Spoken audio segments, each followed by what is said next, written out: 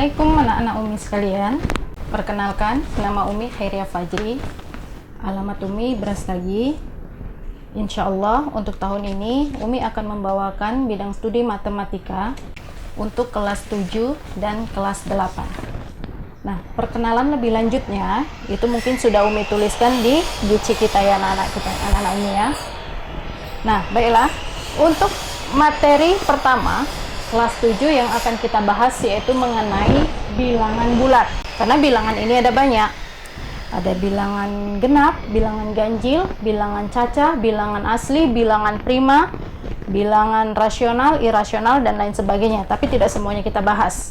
Yang pertama yang akan kita bahas pada bilangan bulat di sini adalah jenis-jenis dari bilangan bulat. Tadi di awal Umi katakan bahwa ada berbagai jenis bilangan bulat. Nah, yang pertama itu adalah bilangan ganjil. Nah, Umi rasa kalau bilangan ganjil ini semuanya pasti sudah tahu. Yang mana saja? Dimulai dari 1, 3, 5, 7, 9, seterusnya. Nah, sebenarnya masih banyak lagi, tapi tidak mungkin di sini kita tuliskan semuanya. Nah, untuk mensimbol dari seterusnya, ini bisa kita buat titik 3 saja. Nah, kemudian yang kedua, selain bilangan ganjil adalah bilangan genap. Berarti bilangan genap di sini dimulai dari 2, 4, 6, 8, seterusnya. Ini dia. Nah, kemudian yang ketiga, ini adalah bilangan asli. Apa itu bilangan asli? Bilangan asli adalah gabungan dari bilangan ganjil dengan bilangan genap. Jadi kalau misalkan bilangan ganjil dan bilangan genap kita satukan, itu akan menghasilkan bilangan asli. Tapi ingat, untuk menyatukannya di sini tetap harus kita urutkan mulai dari bilangan yang terkecil sampai bilangan yang terbesar. Berarti kita buat di sini 1, 2, 3, 4, 5, 6, dan seterusnya. Ini rasa sudah jelas ya. Nah, kemudian yang keempat itu adalah bilangan prima. Apa ini bilangan prima? Nah, bilangan prima ini adalah bilangan asli yang lebih besar dari 1 dan hanya habis dibagi oleh 2 buah bilangan, yaitu bilangan 1 dan bilangan itu sendiri. Jadi kalau kita lihat bilangan asli yang lebih dari 1 itu 2, 3, 4, 5, 6, dan seterusnya. Tetapi tidak seluruh bilangan asli di sini merupakan bilangan prima. Yang mana tadi syarat yang kedua apa? Bahwa bilangan prima tersebut hanya habis dibagi oleh 2 buah bilangan, yaitu bilangan 1 dan bilangan itu sendiri. Otomatis yang mana saja anggota dari bilangan prima di sini, kita lebih besar dari 1 itu adalah 2. 2 habis dibagi berapa? 2 habis dibagi oleh 1 dan 2. Berarti masuk ke bilangan prima. 3. Oke, benar. 4. Apakah hanya habis dibagi oleh 2 buah bilangan? Tidak. Kenapa? Karena 4 yang pertama habis dibagi dengan 1. Kemudian 4 juga habis dibagi oleh 2. Dan 4 juga habis dibagi oleh bilangan 4. Berarti sudah lebih dari 2. Berarti bukan masuk ke anggota bilangan prima. Mana saja? 5. Kemudian berapa saja? 6. 6 habis dibagi 1. 6 habis dibagi 2. Habis dibagi 3. Nah, otomatis juga bukan bilangan prima. Berapa lagi? Tuh, 7. Dan seterusnya. Nah, merasa sudah jelas ya. Jadi bilangan prima itu bilangan asli yang lebih dari 1. Kemudian bilangan prima hanya habis dibagi oleh 2 buah bilangan. Yang mana saja? Yaitu bilangan 1 dan bilangan itu sendiri. Nah, kemudian yang kelima adalah bilangan caca. Apa ini bilangan caca? Apabila bilangan asli ditambahkan dengan 0, bilangan 0, itulah dia bilangan caca. Berarti bilangan asli sama, tapi kita tambahkan dengan 0. 0, 1, 2, 3, 4, 5, seterusnya. Ingat ya Naomi, kalau kita menuliskan sebuah bilangan tetap harus berurutan, mulai dari bilangan yang terkecil sampai bilangan yang terbesar. Nah, yang keenam adalah bilangan negatif.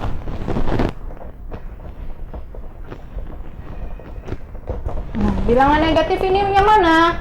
Bilangan negatif di sini adalah lawan dari bilangan asli. Ingat, kalau menuliskan bilangan positif, ini kan dimulai dari kanan. Tapi kalau penulisan bilangan negatif, ini kita urutkan mulai dari kiri. Di seterusnya, min 5, min 4, min 3, min 2, min 1, min 1. Ini ya, bilangan negatif. Nah, kemudian yang terakhir adalah bilangan bulat. Kalau bilangan bulat ini yang bagaimana? Nah, bilangan bulat ini adalah gabungan dari bilangan negatif dengan bilangan cacah. Itulah dia bilangan bulat. Berarti negatif mulai dari kiri. Min 5, min 4, min 3, min 2, min 1. Kemudian kita gabungkan dengan bilangan cacah. 0, 1, 2, 3, 4, 5, seterusnya. Nah, inilah jenis-jenis bilangan. Nanti sebenarnya masih ada berbagai jenis bilangan lagi.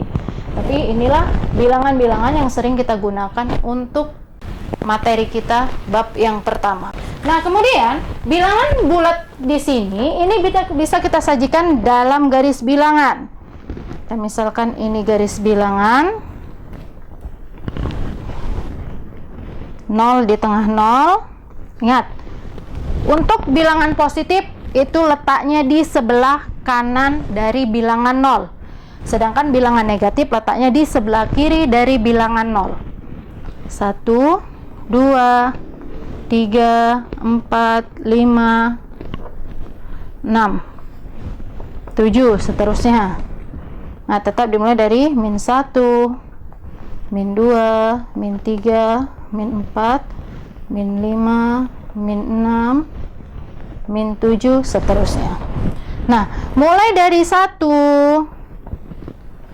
kemari seterusnya, ini dikatakan sebagai bilangan bulat positif. Sedangkan dari min 1 ke kiri, ini dikatakan sebagai bilangan bulat negatif. Nah, ini tepat di tengah-tengah, ini dikatakan sebagai bilangan 0. Nah, inilah mengenai jenis-jenis bilangan. Sampai sini bagaimana? Sudah paham? Nah, kalau memang ada pertanyaan, nanti bisa ditanyakan di kolom komentar. Sekarang kita lanjutkan materi kita. Nah, kalau tadi jenis-jenis bilangan, Mirasa sudah paham ya. Nah, sekarang kita lanjut membandingkan dua buah bilangan. Membandingkan dua buah bilangan bulat. Nah, membandingkan, berarti ada dua buah bilangan. Nah, sebelum kita membandingkan antara dua buah bilangan bulat, kita harus tahu terlebih dahulu sifat daripada garis bilangan. Sifat untuk garis bilangan di sini ada dua. Yang pertama, untuk bilangan positif, semakin ke kanan, maka nilainya semakin besar. Ya, untuk positif, semakin ke kanan, nilainya semakin besar.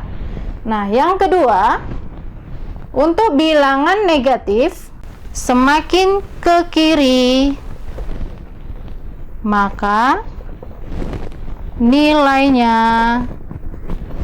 akan semakin kecil. Nah, ini sifat yang harus kalian pahami. Nah, kalau kita buat dalam garis bilangan, misalkan ini garis bilangan 0, 1, 2, 3, 4, 5, seterusnya, min 1, min 2, min 3, min 4, min 5, seterusnya. Nah, untuk bilangan positif tadi, ini kemari, semakin ke kanan, maka nilainya akan semakin besar. Jadi, semakin besar angkanya, nilainya juga semakin besar. Tapi kalau untuk bilangan negatif, Ini dia, min 1, min 2, min 3, min 4, min 5, dan seterusnya. Semakin ke kiri, maka nilainya akan semakin kecil. Kita lihat sifat yang pertama, positif. Kalau positif, Umi rasa anak-anak Umi semuanya sudah paham, ya kan? Misalkan kita suruh membandingkan antara bilangan 2 dengan bilangan 5. Nah, 2 di sini, 5 di sini, kan semakin ke kanan. Maka nilainya akan semakin besar. Otomatis 2 dengan 5, bagaimana? 2 lebih kecil daripada 5, berarti 5 lebih besar. Atau berapa lagi? 1 dengan 4, maka lebih besar bilangan 4. Jadi semakin ke kanan, nilainya semakin besar. Berbeda dengan negatif. Kalau dia negatif, semakin ke kiri nilainya semakin mengecil. Kita suruh membandingkan antara min 2 dengan min 5. Memang kalau dari segi kasat mata 5 lebih besar dari 2, tapi untuk negatif itu tidak berlaku. Semakin mendekati 0, maka nilainya semakin besar. Sedangkan semakin menjauhi angka 0, nilainya semakin kecil.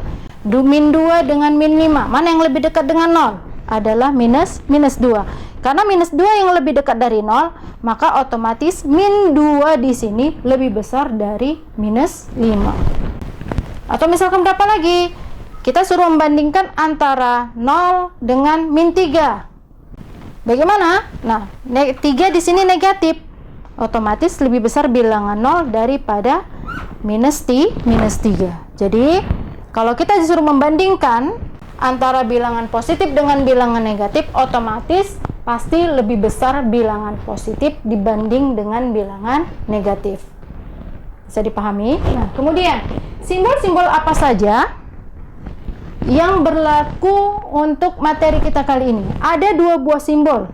Yang pertama, ini simbolnya. Ini seperti ini. Ini cara membacanya lebih besar, atau bisa juga dibaca lebih dari. Ini bisa. Kemudian kalau seperti ini, kebalikannya berarti lebih kecil atau kurang dari. Nah, biar lebih gampang mengingatnya, nah ini kita letakkan saja. Kalau kita misalkan kita letakkan garis di depannya, besar, kecil, berarti ini lebih besar, sedangkan ini lebih kecil, seperti itu. Bandingkanlah 2 buah bilangan berikut. 10. Oke, sekarang perhatikan, kita suruh membandingkan apakah lebih besar atau lebih kecil. 3 dengan 6. Kita buat garis bilangan. 0, 1, 2, 3. 4, 5, 6. Nah, Umi rasa kalau untuk positif ini pasti sudah paham kan? 3 otomatis lebih besar atau lebih kecil? Nah, benar. 3 lebih kecil daripada 6. Kalau kecil yang mana? Nah, mana yang kecil? Yang ini atau yang ini? Oke, benar, yang ini ya. Berarti 3 lebih kecil dari 6. Atau 3 kurang dari 6. Kemudian, min 3 dengan 3. Ayo, min 3 ini bagaimana dengan 3? Apakah lebih besar atau lebih kecil? Nah, benar. Kalau bilangan positif, pasti lebih besar daripada bilangan negatif. Nah, negatif min 3 dengan 3. Min 3 di sini otomatis lebih kecil dari bilangan positif. Paham? Karena min 3 di sini letaknya kan negatif. Kemudian 0 dengan 5 bagaimana? Nah, pasti 0 di sini juga lebih kecil dari bilangan 5. Min 2 dengan 0. Min 3, min 2, min 1, 0, 1. Nah, min 2 di sini, 0 di sini. Oke. Berarti min 2 di sini juga lebih kecil dari min 2 lebih kecil dari bilangan 0. Nah, min 6 dengan min 10. Ingat, kalau bilangan negatif, semakin besar angkanya, maka nilainya akan semakin kecil. Semakin kecil angkanya, nilainya akan semakin besar. Jadi min 6 dengan min 10, walaupun min 10 ini lebih besar daripada min 6 dari segi angkanya, tapi nilainya lebih kecil. Otomatis min 6 di sini lebih besar dari min 10. Bagaimana? Sudah jelas? Ada yang mau ditanyakan?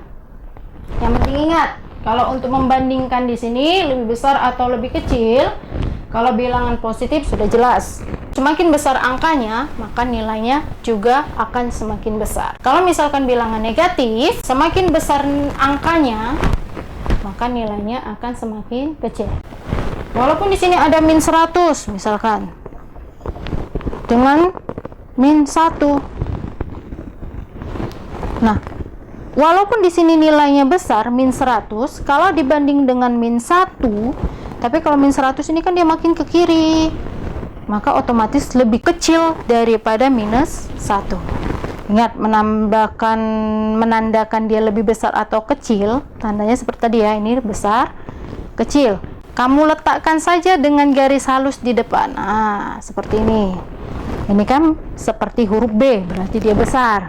Sedangkan ini seperti huruf K, berarti dia kecil.